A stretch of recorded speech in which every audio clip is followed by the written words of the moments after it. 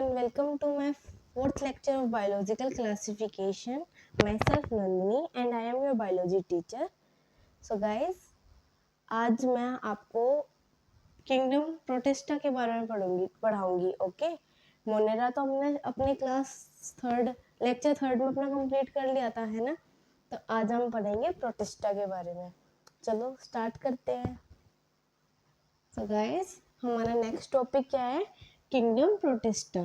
ठीक है, अब किंगडम प्रोटिस्टा की बात करें, आपको मैंने एक टेबल याद कराई थी इसके स्टार्टिंग में, प्रोकैरियोटिक यूकैरियोटिक के बारे में, है ना. तो फिर उसमें क्या था? Monera, protista, fungi, Plantae and animalia. जो मोनेरा था वो हमने क्या पढ़ा था? अभी हम पढ़ के आए हैं प्रीवियस लेक्चर में कि मोनेरा जो था वो क्या था? वो पुराने ज़माने का मतलब प्रोकैरियोट्स था, है ना. अब हमारा आएगा प्रोटिस्टा हमने क्या याद किया था? बाकी के सारे क्या थे? अगर मोनेरा जो था वो प्रोकैरियोट था तो बाकी क्या थे? यूकैरियोट. ऐसे याद किया था ना. चलो अब ऐसे इसको थोड़ा थोड़ा अपने टेबल को भी याद रखते हुए और इसके जो पॉइंट्स हैं उनको भी देखना. ये पॉइंट्स है ना आपके, मैंने शॉर्ट करके लिखे हुए हैं. ठीक है, आपके बायो की बुक में है ना पूरा डीपली ऐसे दे रखा है तो उसमें समझ नहीं आएगा, तो मैंने शॉर्ट में लिखा है. आई होप आपको समझ आएगा. और मैं इन सब पॉइंट्स को आपके बिल्कुल एनसीईआरटी की एक लाइन से बनाया है. ठीक है, चलो तो स्टार्ट करते हैं पढ़ना. सो गाइस, नेक्स्ट टॉपिक है हमारा किंगडम प्रोटिस्टा. ठीक है, उसमें क्या है? इसका सिंगल सेल होते हैं वो, और क्या होते हैं वो? यूकैरियोट्स होते हैं. हमने पढ़ लिया था. और मतलब मोनेरा जो था वो क्या था? प्रोकैरियोट था. और ये हमारा यूकैरियोट है. ठीक है, बाउंड्री नॉट वेल डिफाइंड, मतलब कि इसकी जो बाउंड्री है वो डिफाइंड नहीं है. ठीक है, नेक्स्ट पॉइंट क्या है हमारा? प्राइमरी एक्वेटिक आप बचपन से पढ़ते आ रहे हो. एक्वेटिक किसे कहेंगे? जो पानी में रहते हैं, है ना. तो ये क्या है? पानी में रहने वाले हैं. ठीक है, उसकी जो बॉडी है वो डिफाइंड है. आपको याद रखना है जो उसकी जो सेल वॉल है, बाउंड्री जो है उसकी, वो क्या है? डिफाइंड नहीं है. पर जो इसकी मतलब बॉडी है वो डिफाइंड है. ठीक है, और इसका हैविंग फ्लैजिला और सीलिया. उसमें क्या क्या प्रेजेंट होगा? फ्लैजिला और सीलिया. फ्लैजिला और सीलिया आपको पता नहीं है तो मैं बता देती हूँ. फ्लैजिला और सीलिया जो होते हैं वो क्या करते हैं? मूवमेंट में हेल्प कराते हैं. किसी भी बैक्टीरिया या फिर कोई भी वायरस होते हैं उनमें उसकी मूवमेंट में हेल्प कराएंगे. ठीक है, उनके थ्रेड लाइक स्ट्रक्चर होते हैं. जैसे सीलिया मैं आपको बता दूं, देखो सीलिया कुछ ऐसे टाइप में होगा, छोटे छोटे छोटे छोटे ऐसे, है ना. ये तो आपका ये सीलिया होगा. ये क्या करेगा? किसी भी बैक्टीरिया को उसको मूव कराने में, मतलब कि उसकी मूवमेंट में भी हेल्प करेगा. ठीक है, और उसके सरवाइव करने में, मतलब मेन ज़्यादातर काम इनके फ्लैजिला और किसका होता है? सीलिया का होता है. ये किसका डायग्राम बनाया है मैंने? ये सीलिया है. और अगर आप फ्लैजिला देखोगे तो फ्लैजिला उसमें कुछ ऐसी टेल सी होगी, सॉरी इसकी ऐसे ना टेल होगी, ऐसे टेल होगी. ठीक है, सीलिया जो होगा वो छोटा होगा, जो फ्लैजिला जो होगा वो थोड़ा लंबा बड़ा होगा. और जो उसकी जो ये थ्रेड है वो सिंगल होगी, एक होगी या दो होगी. पर सीलिया की जो होती है वो बहुत सारी होती है. ठीक है, हमने क्या पढ़ लिया? उसका सीलिया और फ्लैजिला प्रेजेंट होते हैं. अगर हम उसके रिप्रोडक्शन की बात करें तो दो टाइप के रिप्रोडक्शन है, सेक्सुअल एंड एसेक्सुअल रिप्रोडक्शन. ठीक है, अगर हम एसेक्सुअल रिप्रोडक्शन की बात करें तो उसमें क्या होंगे? सेल जो होंगे वो फ्यूज होंगे. ठीक है, सेल का क्या होगा? फ्यूजन होगा. फ्यूजन मैंने आपको पहले भी बताया था. ठीक है, इसमें सेल का क्या होगा? फ्यूजन होगा. और अगर एसेक्सुअल की बात करें वही सेम थिंग जो मोनेरा में थी. अगर सेक्सुअल रिप्रोडक्शन की बात करें तो मेल एंड फीमेल गैमेट जो है वो जाइगोट बनाएंगे. उसका क्या होएगा? फॉर्मेशन होगा. ठीक है, जाइगोट का क्या होगा? फॉर्मेशन होगा. मतलब मेल एंड फीमेल गैमेट्स मिलेंगे और क्या बनाएंगे? वो जाइगोट बनाएंगे. और जाइगोट का क्या होगा? फॉर्मेशन होगा. ठीक है, अब हमने इसके मेन जो प्रोटिस्टा के जो स्टार्टिंग के थे मेन वो तो हमने पढ़ लिए, है ना. अब हम उसके थोड़े जैसे कि इसके एग्जांपल हैं क्या? Chrysophytes, dinoflagellates, ल्यूकेनोइड्स, slime mode and प्रोटोजोम. ठीक है, ये आपके 5 एग्जांपल है. अब इनको हम बार बार मतलब one by one deeply study करेंगे, ठीक है। अब हमारा पहला क्या आता है, पहला क्या है हमारा इसमें, क्राइजोफाइट्स। क्राइजोफाइट्स कैसे याद करेंगे, मेनली बच्चों को ना ये नेम मतलब ये जो है इसको डिफाइन करते हैं, जब इसके डीपली स्टडी करते हैं तो समझ नहीं आता कि ये बोल क्या रहा है, कैसे क्या पढ़ना है इसको। तो हमने ना इसको पॉइंट्स में डिफाइन कर दिया कि पॉइंट्स में करे कैसे इसको। चलो अब आई होप जो मैंने ये पॉइंट्स बनाए हैं अगर आप उनको अपने नोट्स में लिखोगे ना तो आपको इजीली याद हो जाएगा और मैं समझाऊंगी तो समझ भी आ जाएगा।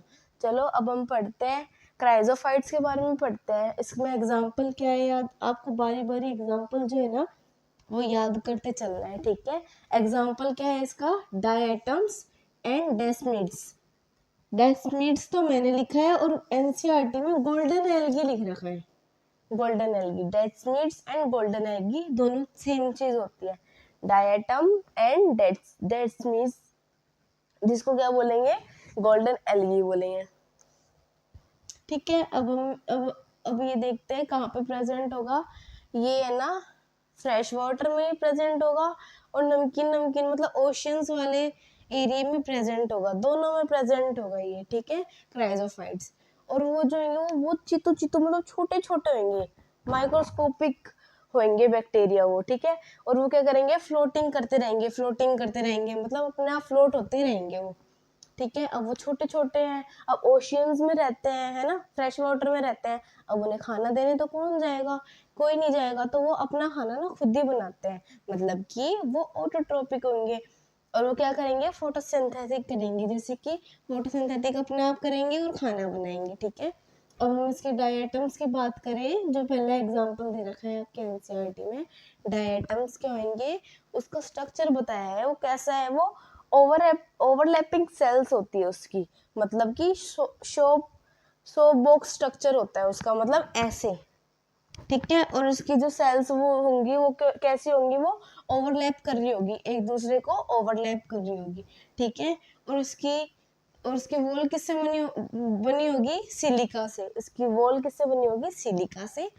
और वो क्या होंगे, वो चीफ प्रोड्यूसर होंगे। चीफ प्रोड्यूसर बोले तो सेल वॉल जो होंगी ना वो उसकी डिकम्पोज होती रहेगी होती रहेगी होती रहेगी, मिलियंस ऑफ ईयर तक वो क्या करेंगी, सेल्स जो होंगे उसको डिकम्पोज करते रहेंगी, ठीक है, डिपॉजिट होती रहेगी मतलब।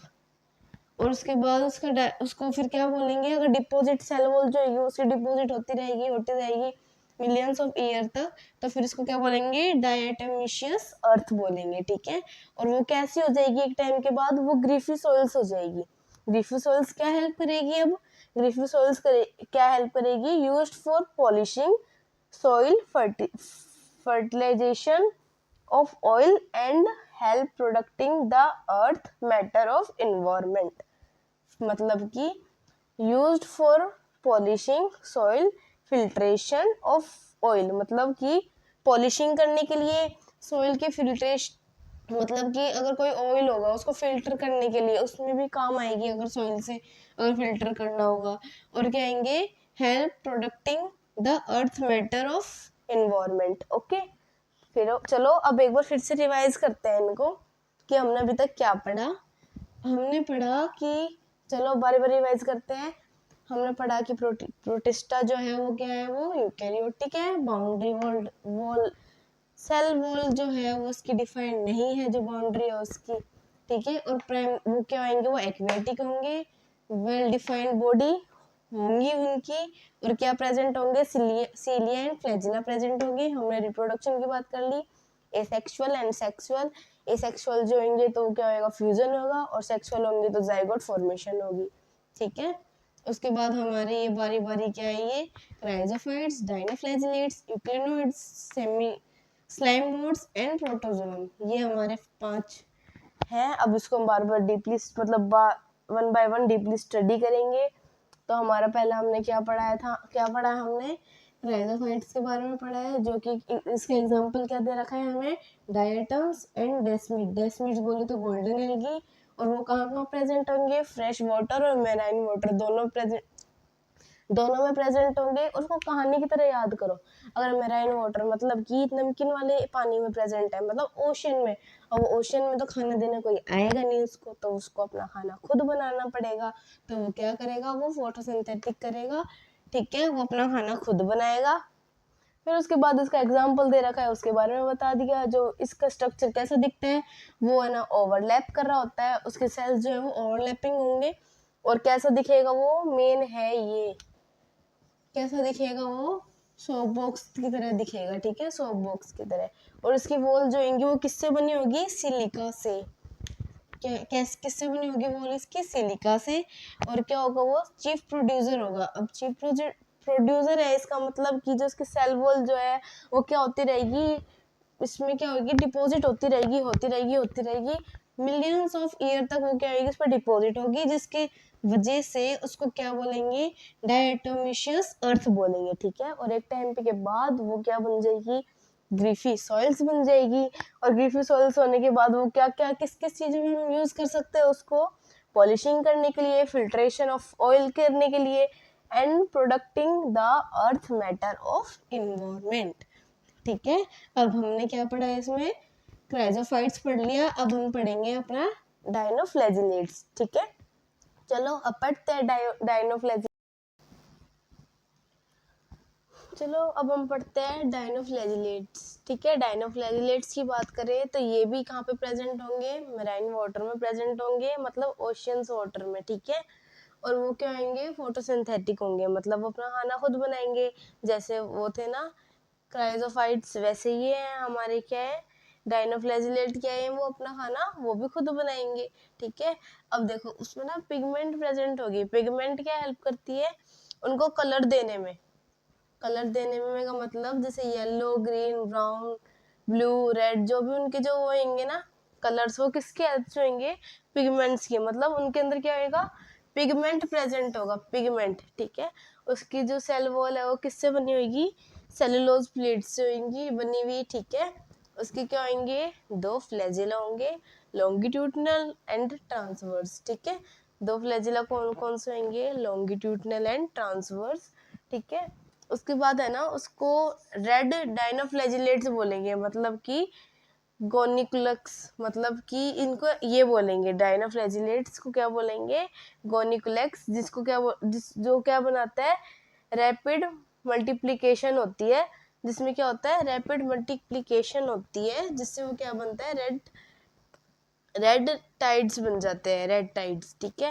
और उसके अंदर क्या प्रेजेंट होगा, टॉक्सिन प्रेजेंट होगा। टॉक्सिन क्या हेल्प करता है ओशियंस में, टॉक्सिन क्या हेल्प करता है ओशियन में, कि जो मतलब मेराइन, मतलब ओशियन में जो मेराइन वाटर होता है ना, उसमें एनिमल्स को मारने में हेल्प करते हैं टॉक्सिन, ठीक है। एनिमल्स को मारने में हेल्प करते हैं जो टॉक्सिन होते हैं इसमें, डायनोफ्लैजिलेट्स में। तो ये था आपका डायनोफ्लैजिलेट। एक बार फिर से रिवाइज करते हैं। डायनोफ्लैजिलेट्स क्या है, वो मोस्टली मेराइन वाटर में प्रेजेंट होते हैं, वो अपना खाना खुद बनाते हैं। क्या करते हैं, वो फोटोसिंथेटिक होते हैं, मतलब कि सनलाइट से एक मतलब अपना खाना खुद बना लेते हैं। उसके अंदर क्या प्रेजेंट होता है, वो किस पे डिपेंड होता है, वो पिगमेंट पे डिपेंड होता है। पिगमेंट बोले तो जिससे वो कलर लेते हैं, येलो, ग्रीन, ब्राउन, ब्लू या रेड, ये सारे जो पिगमेंट, ये जो कलर है वो किस पे डिपेंड होंगे, उसके पिगमेंट पे, कि उसका पिगमेंट है वो कैसा होगा, ठीक है। उसके बाद उसकी सेल वॉल जो है वो किससे कैसी होगी, वो सेलुलोजिक प्लेट्स होगी उसकी, ठीक है। फिर उसके बाद हमने पढ़ा दो फ्लैजिला है। अब फ्लैजिला मैंने बताया था, सीलिया कैसी होती है, फ्लैजिला में आपको मैंने डिफाइन किया था ना, तो ये फ्लैजिला है। फ्लैजिला कैसी होगी, अब लॉन्गिट्यूडनल होगी और ट्रांसवर्स होगी, दो कौन कौन सी है, लॉन्गिट्यूडनल एंड ट्रांसवर्स, ठीक है। उसके बाद उसकी ये इम्पोर्टेंट है, इसको लिख लेना अपने बेसिक से बुक में, कि जो रेड डायनोफ्लैजिलेट्स है उनको क्या बोलेंगे, और वो क्या बनाएगी, रैपिड मल्टीप्लिकेशन होगी उसकी, और वो क्या बनाएगी, रेड टाइड्स बना देंगी, ठीक है। उसके अंदर क्या प्रेजेंट होगा, उसके अंदर टॉक्सिन प्रेजेंट होगा, जो किसको मारेंगे, किल्स मेराइन एनिमल्स की, मतलब मेराइन एनिमल्स जो होंगे वो उनको मार देंगे टॉक्सिन्स के हेल्प से, ठीक है। हो गया आपका डायनोफ्लैजिलेट। चलो अब आपका थर्ड है ल्यूकिनोइड्स। ल्यूकिनोइड्स क्या होंगे, फाउंड इन देखो ऐसे कैसे याद करना है इसको मैं बताती हूँ।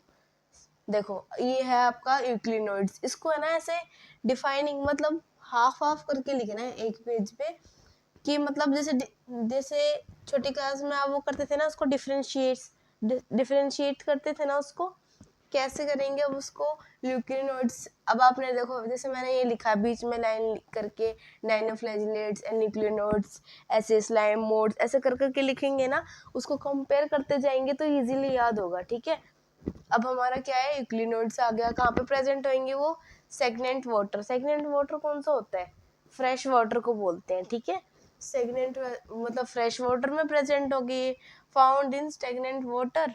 देन उसके बाद ये बहुत इम्पोर्टेंट है आपका, ये कि पिकल जो होंगे वो किससे क्या बोलेंगे, प्रोटीन रिच लेयर को, मतलब जो उसके ऊपर जो लेयर होगी ना, जिसके ऊपर कवरिंग होगी, वो किससे बनी होगी, उसकी पेलिकल से बनी होगी। ठीक है, पेलिकल, पेलिकल बोले तो प्रोटीन रिच लेयर, मैंने कुछ और बोल दिया था क्या पहले, sorry, pellicle protein rich layer. ठीक है, मतलब कि जो उसकी लेयर जो होगी, वो प्रोटीन की जो लेयर होगी वो किससे बनी होगी, पेलिकल, उसको क्या बोलेंगे, पेलिकल, इंपॉर्टेंट है ये। ठीक है, उसके बाद वो किस लिए, और वो भी किस लिए बनी होगी प्रोटीन रिच लेयर से, क्योंकि जो उसकी बॉडी जो है वो थोड़ी फ्लेक्सिबल हो जाए, मतलब कि आराम से मोड़ तोड़ जाए ऐसे करके। ठीक है, फ्लेक्सिबल होगी। ठीक है, उसके बाद क्या है, इसका दो फ्लैजिला है। अब इसमें देखो, इसमें कंपेयर कर, आप देखो हमने जैसे मैंने बोला इसको बीच में डिफाइन करके लिखोगे तो इजीली याद हो जाएगा। इसमें भी दो फ्लैजिला थे, इसमें भी दो फ्लैजिला थे। इसमें डायनोफ्लैजिलेट में क्या होंगे, लॉन्गिट्यूडनल होंगे, ट्रांसवर्स होंगे। इसमें दो है, कौन कौन से, शॉर्ट एंड लॉन्ग, इसके दो अलग है, शॉर्ट और लॉन्ग। ठीक है, अब इसमें क्या होगा, अब वो भी अपना बनाएंगे खाना, किससे, अब दो है, अब एक तो होगा प्रेजेंस ऑफ सनलाइट और एक होगा absence of sunlight. Presence of sunlight में हमने सब में पढ़ा है किसके हेल्प से करेंगे, फोटोसिंथेटिक। ठीक है, और उसमें एग्जांपल क्या दे रखा है आपके एनसीईआरटी में, यूक्लिनिना। ठीक है, और उसके बाद इसमें क्या है आपका, एब्सेंट ऑफ सनलाइट, जिसमें क्या होंगे, हेट्रोट्रॉप। हेट्रोट्रॉप बोले तो जो अपना खाना नहीं बनाते, दूसरों पे डिपेंड होते हैं। ठीक है, ये है आपका ल्यूक्लिनोइड्स। तो एक बार फिर से डिवाइज करते हैं, यूक्लिनोइड्स जो होंगे वो कहाँ पे प्रेजेंट होंगे, मैंने दो दो बार लिख दिया, फाउंड इन फ्रेश वाटर। ठीक है, स्टेगनेंट वाटर को क्या बोलेंगे, फ्रेश वाटर भी बोलेंगे। उसकी प्रोटीन रिच लेयर होगी, किससे बनी होगी, वो पेलिकल से बनी होगी। ठीक है, और उसके बाद क्या है, उस किस लिए क्या मदद करेगी वो, उसकी बॉडी को फ्लेक्सिबल रखने में।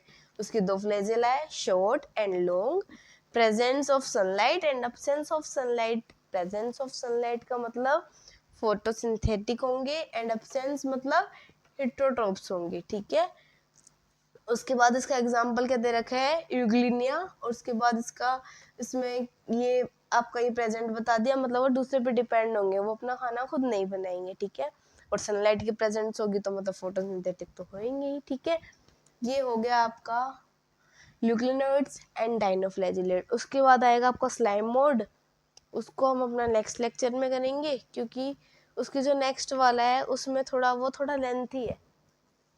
नेक्स्ट क्या है आपका, प्रोटोजोम जो है ना वो थोड़ा लेंथी है, तो उसके लिए थोड़ा डीपली स्टडी करेंगे। ठीक है, तो फिर आज की क्लास में हमने 3 पढ़ लिए। ठीक है, और बाकी हम पढ़ेंगे कल वाली क्लास में। आई होप आपको समझ आया हो, और समझ आया होगा तो लाइक कमेंट तो कर देना, मैं बार बार नहीं बोलूँ, करना हो तो कर देना, नहीं करना तो मत करना। डाइनोफ्लैजिलेट्स और आपका ये हो चुका है, और फिर उसके बाद हम प्रोटोजोअम पढ़ेंगे। ऐसे ऐसे करके अपना चैप्टर, ये थोड़ा लेंथी है, मैंने आपको स्टार्टिंग में बता दिया था कि चैप्टर थोड़ा लेंथी है, इसको धीरे धीरे करके करेंगे तभी होगा। अगर तो मैं चाहती तो इसको ना जल्दी से जल्दी 1 घंटे में या फिर 2 घंटे में ऐसे कर करके करा देती, पर मैं शॉर्ट वीडियो इसलिए बनाती हूँ क्योंकि ताकि आप लोग है ना, कोई लेंथी टॉपिक या चैप्टर हो तो उसको हाफ हाफ करके पढ़ो। अब मैं आपके एक पूरी 1 घंटे की वीडियो बना दूँ, इसको चैप्टर कंप्लीट कर दूँ, तो वो नहीं रहेगी, वो स्ट्रेटेजी अलग ही होती है। अब उसको लेके बैठ रहा हो, समझ नहीं आएगा, बस पढ़ते जाओ पढ़ते जाओ। अब आपका ये हो जाएगा, तो छोटी छोटी क्लास में ना ये हो जाता है कि ये वाला टॉपिक क्लियर है, ये वाला टॉपिक क्लियर है, फिर जो आपको इस क्लास में हुआ है वो आप उसके एनसीईआरटी रीड करोगे ना, तो हो जाएगा ओवरऑल सारा आपको याद। इसलिए मैं छोटी छोटी वीडियो बना बना के डालती हूँ, और आगे आगे जैसे जैसे चैप्टर इजी होंगे वैसे ही एक लेक्चर में पूरे चैप्टर या फिर 2 लेक्चर में ऐसे कर करके करेंगे, ठीक है। और मेरा भी फर्स्ट टाइम है, तो मेरे को भी इतनी आदत नहीं है, मैं तो अपनी तरफ से पूरे एफर्ट्स लगा रही हूँ, ठीक है। और आप भी लगाओ, क्योंकि 11th 12th हमारे सर बोलते थे 11th और 12th है ना, गोल्डन टाइम होता है, ये बहुत प्रीशियस टाइम होता है, इसको ऐसे वेस्ट मत करना। मेडिकल लिए तो कुछ करना है यार, ना तो 11th 12th में ना, हाँ मौज मस्ती अपनी जगह होती है और पढ़ाई अपनी जगह होती है। 11th 12th में ना मौज मस्ती करो, कोई दिक्कत नहीं है, पर पढ़ाई भी ना टाइम टू टाइम करते चलना, नहीं तो आगे दिक्कत हो सकती है। क्योंकि 12th के बाद मेरा एक्सपीरियंस है 1 साल का, बहुत खतरनाक था। 11th और 12th के बाद जब मैं 1 साल के लिए, वो मेरा अलग, अगर मन करा तो मैं उस पर भी वीडियो डालूंगी अपनी, मेरे 1 साल का एक्सपीरियंस। पर 12th के बाद है ना, बिल्कुल लाइफ चेंज हो जाएगी, बिल्कुल कोई किसी का नहीं होता, फ्रेंड सर्कल कोई किसी का नहीं होता। अपने पैरों पे खड़े हो, मेहनत करो खूब, ठीक है। ये जो अभी जो आपको टाइम, ये जो आप अपना टाइम वेस्ट कर रहे हो ना, ये आपको अभी अच्छा लग रहा होगा, पर आगे जाके ना दिक्कत देगा। हाँ मैंने नहीं किया था, पर मैं अपनी बात को ज़्यादा, मैं अपनी लाइफ के बारे में नहीं बता रही आपको, बस मैं आपको बोल रही हूँ कि अच्छी तरह पढ़ो, मन लगा के पढ़ो, क्योंकि ये जो टाइम है ये बहुत प्रीशियस है। अगर आप टाइम टू टाइम 11th को बैकलॉग ना बना के, मतलब कई बच्चों का ये होता है 11th में पढ़ाई नहीं करनी, 12th में कर लेंगे, पर जो मेडिकल वाले होते हैं ना उनके लिए नहीं होता। मेडिकल वालों के लिए उनको नीट करना होता है। नीट में क्या होएगा, 11th 12th का सिलेबस आएगा, ठीक है। 11th 12th अगर आप 11th में 11th का नहीं पढ़ोगे ना, तो इतने ज़्यादा बैकलॉग हो जाएगा, उसको कवर करने में दिक्कत आएगी। तो सब चीज़ टाइम से, टाइम टू टाइम करो, कहने का मतलब ये है, ठीक है। 11th का 11th में करो, 12th का 12th में करना, फिर नेक्स्ट के जब वो बचेंगे उसमें इकट्ठा करके करना, तब जाके जो आपका सिलेबस है ना वो आपके अंडर में रहेगा। नहीं तो बैकलॉग बहुत ज़्यादा होगा, जिसको आप बिल्कुल भी नहीं संभाल पाओगे, ठीक है। यही कहूँगी मैं। चलो, इसी के साथ मैं उम्मीद लगाऊंगी कि आपको मेरा थोड़ा वो जो मैंने समझाया है थोड़ा सा वो समझ आए, और अगर समझ आया है तो फॉलो भी करना उसको, क्योंकि एक्सपीरियंस जो होता है ना वो सोच समझ के बोलते हैं, जो एक्सपीरियंस बोलते हैं, ठीक है। इसी के साथ मैं अपने लेक्चर को एंड करती हूँ। आई होप आपको पसंद आया होगा। चलो, बाय।